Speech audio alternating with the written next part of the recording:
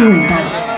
విష్ణువు దశావతారాలలో తన భక్తుణ్ణి రక్షించడానికి ఎత్తిన విశిష్ట అవతారమే నృసింహ అవతారం. ఇది విష్ణు భక్తుడైన భక్త ప్రహ్లాదుని కథ. హిరణ్యకశిపుడికి ప్రహ్లాదుడు కొడుకుగా జన్మిస్తాడు. ప్రహ్లాదుడు విష్ణువుకి పరమ భక్తుడు. హిరణ్యకశిపుడు శివభక్తుడు. విష్ణు వంటి విపరీతమైన ద్వేషం.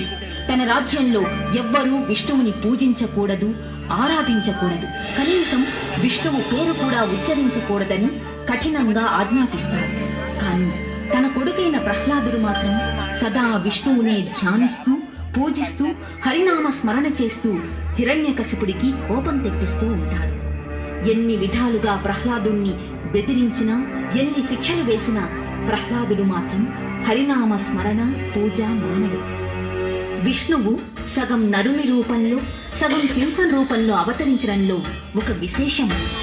హిరణ్యకశిపుడు తనకు పశుపక్ష్యాదుల వలన గాని, మానవులు దేవతల వలన గాని, ఏ ఆయుధాల వలన గాని, రాత్రి గాని, పగలు గాని, మధ్యాహ్నం గాని, ఇంట గాని, బయట గాని చావు రాకూడదని బ్రహ్మని, శివుణ్ణి మెప్పించి వరం పొందేలా తపస్సు చేసి బ్రహ్మాది దేవతలందరి చేత అలా వరం పొందుతాడు.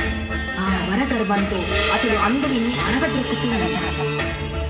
అందుకే విష్ణువు హిరణ్యకశిపుణ్ణి సంహరించడానికి నరసింహ రూపంలో అవతరించాడు. నారాయణ నారాయణ.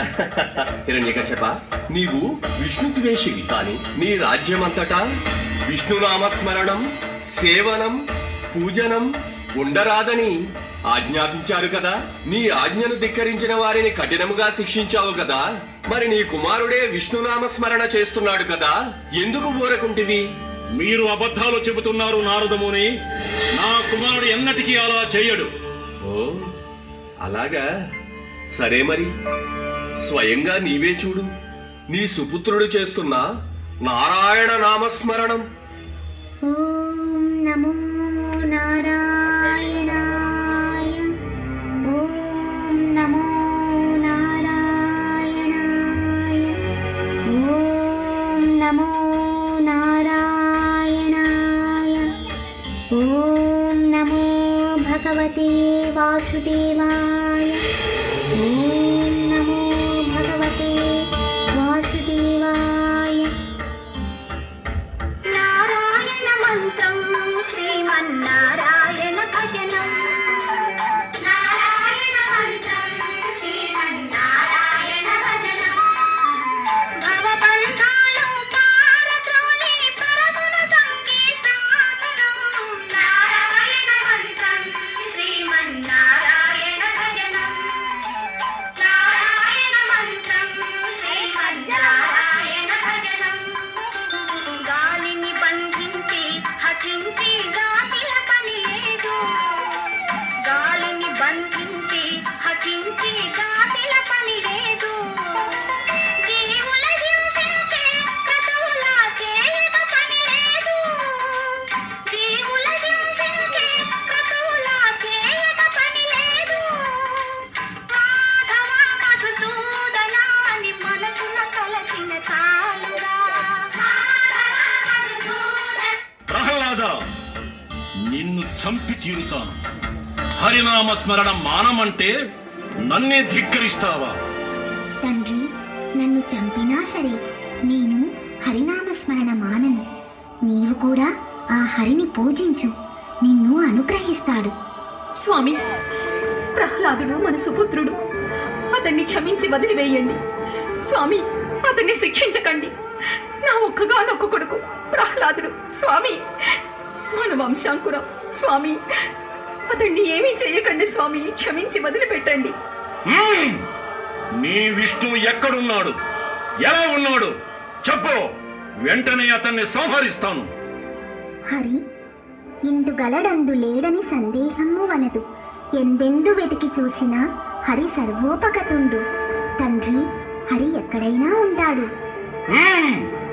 అయితే ఈ స్తంభంలో ఉన్నాడా నీ హరి? ఓ, ఈ స్తంభంలో కూడా ఉంటాడు. పిలిస్తే పలుకుతాడు, కానీ పిరికి పందలా దాక్కుని లేడు. హరివీర భయంకరంగా దీనిని చీల్చుకొని రాగలడు. కావాలంటే పగలగొట్టి చూడండి ఈ స్తంభాన్ని.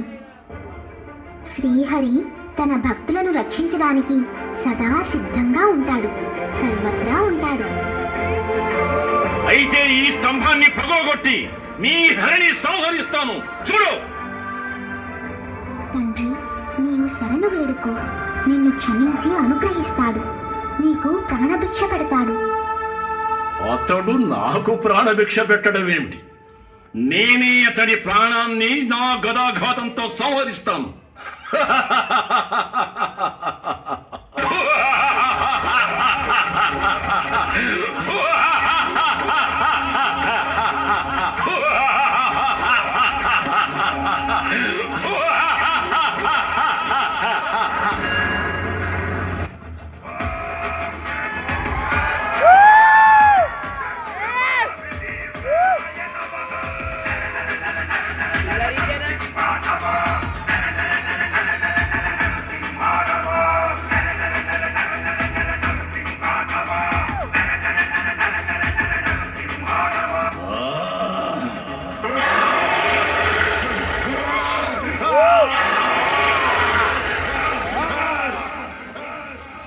శాంతించు స్వామి, శాంతించు. నా తండ్రి గారికి మోక్షాన్ని ప్రసాదించు. ఓం నమో నారాయణాయ, ఓం నమో నారసింహాయ, ఓం నమో నారాయణాయ, ఓం నమో నారసింహాయ. ఈ విధంగా తన భక్తుణ్ణి రక్షించడానికి, దుష్టుడైన హిరణ్యకశిపుణ్ణి శిక్షించడానికి నరసింహ రూపంలో అవతరించాడు విష్ణువు. గోవింద గోవింద గోవింద గోవింద గోవింద గోవింద గోవింద గోవింద కల్లడ వెంకటేశ్వర గోవింద గోవింద గోవింద గోవింద